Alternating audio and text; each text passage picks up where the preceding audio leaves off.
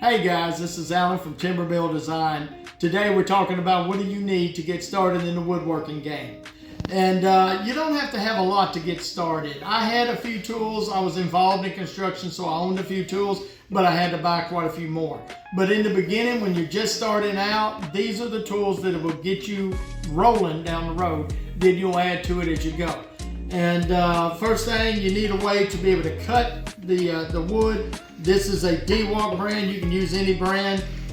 This is a circular saw, and it does a great job. I had it back when I was in construction, and it worked great for me, and I still use it now as a track saw. And but you'll have to have a way to cut. You can start with that. You're going to need a drill or two. It's always nice to have two. These are two different brands. I've got D-Walk and Milwaukee. I'm partial to the D-Walk. This is an older D-Walk drill. I can't wear it out. It's been hanging on for dear life. I'm going to upgrade it soon, but until I get the last measure of use out of it, why upgrade? And so you're going to need a set of drills. You can start with one drill. You can borrow a drill. You can use a corded drill if need be. They're a little bulkier, a little harder to handle, and these are a little lighter than the corded drills, and you're not dealing with the cords in the way. But the circular saw, the drills, and then this, you can hand sand, but as soon as you can move up to an orbital sander, you need a random orbital sander. Again, it's a D-Walk brand. D-Walk is not sponsoring this. I'm not being paid to do this. I just happen to own a lot of D-Walk stuff. But D-Walk, if you want to sponsor me, we can do it. Now, the random orbital sander, everything you do, you need to sand it. You need to make it feel as good as it looks. I've seen a lot of people walk through trade fairs and they see nice woodworking and they say, oh, that's pretty. And then they touch it and it's like rubbing my beard. It's rough. And so as soon as they touch it, you see them pull back. It's because it wasn't sanded. You're going to need to get used to sanding. Not everybody likes the sand. I know that. If you enjoy sanding, you need to join Sander Anonymous. SA, they meet on Tuesday nights. I can get you in there. I'm not a member. I hate to sand. But the Orbital Sander, it does a great job. I've worn this out. This is a year old. I run through them pretty fast. This one is it looks older than that, but it's a year old. It's had a lot of use. Everything we do, we run the random orbital over it to make it feel like butter. You want it to feel as good as it looks. Next thing, this is just a rubber mallet. You can pick them up cheap for a couple of dollars, and they're going to break. They're going to wear out. They're not going to last forever. But you need at least a rubber mallet because when you're hitting things, you don't want to leave that dent. Back to the sander if you leave the dent. This is not going to leave the dent. And so this will get you started in the woodworking game, but you don't want to stand there, okay? You want to be able to move on. Next, you're going to need to deal with clamps. Now, clamping can become an addiction. On your clamps, you need multiple sizes. You can start with anything. Here's the problem with clamps. They're expensive, very expensive. All different sizes, and I'm going to show you even this little bitty dude right here. I use this pretty often. I've got the next size, and these little squeeze clamps are pretty awesome for grabbing something, locking it down real quick. You've got the quick release that will allow it to pull apart and then come back together. Larger clamps, I've got them in all sizes. This Bessie is pretty powerful, but I'm going to show you a better one. I've used this quite a bit. I have them from over here on the side, which I'm not going to show you because it's a mess.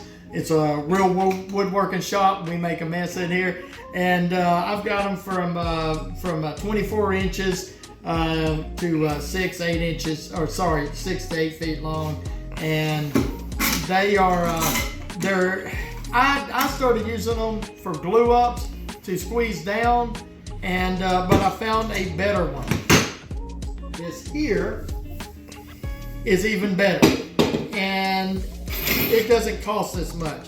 This is going to run you $40–50 a piece, so it's real expensive. you can pick this up. I got two different types. I've got one from a local box store. I bought another set. This is a pipe clamp, and you get these two orange pieces right here when you buy it. The pipe comes different, extra. You can get a 12-inch pipe, 24-inch pipe, 36-inch pipe. You can go up to 20 feet if you want it, if you can find it big enough on the black pipe. And the clamping pressure when you're clamping down is incredible. You can get so much power on this, and it'll make your glue ups seamless. It grips it even better than this, and you'll pay half the price for this. You go to Harbor Freight. I've got some from Harbor Freight. I tested them out with this one from the local box store, and you can see a little difference, but they're just as strong. And so these will save you a lot of money if you're starting out and you're looking for clamps. Let me give you another tip. I bought most all of mine from an estate sale. There was a woodworker and was getting out of the business, and he sold all of his stuff. And I bought a rack with $1,500 worth of clamps, and I paid $70. So if you can find that at a yard sale, grab them. A lot of these clamps, look at them, make sure they're still in working order. But you know that's a cheap way to get into the game. And if you think you have enough clamps, go ahead and get 2 or 3 more. You're going to need more. Okay, guys.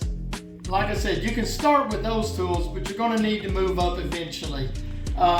This again, DeWalt brand. They're not sponsoring me. I just own a lot of DeWalt tools.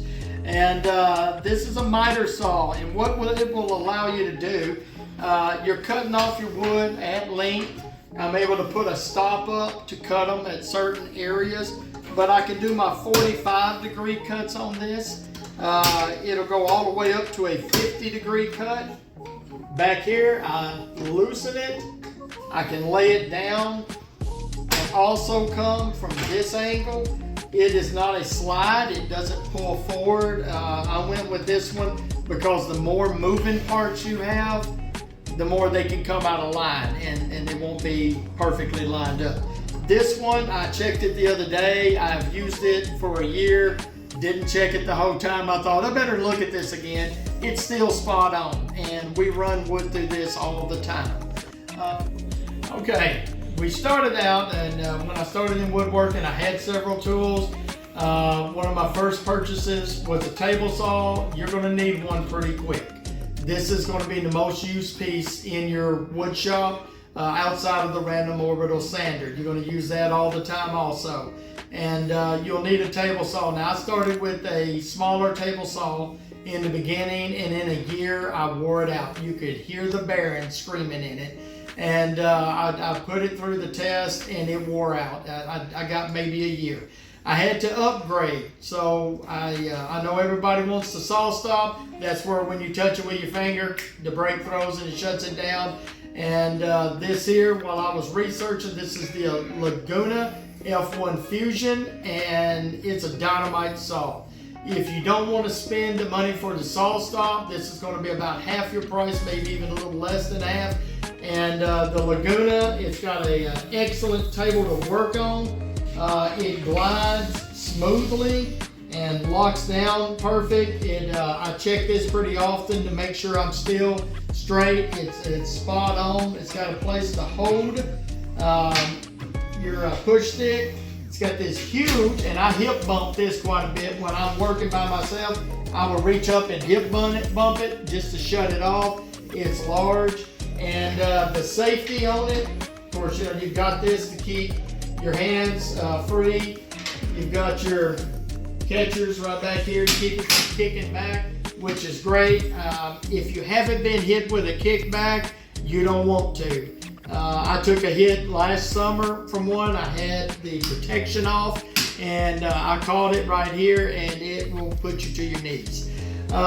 This has a dust port. It can be a little bit better on the top dust port. It doesn't do great, but it does okay. And then in the back, you have your large dust port that will hook in to your dust pump. And but this Laguna, it was the next step up.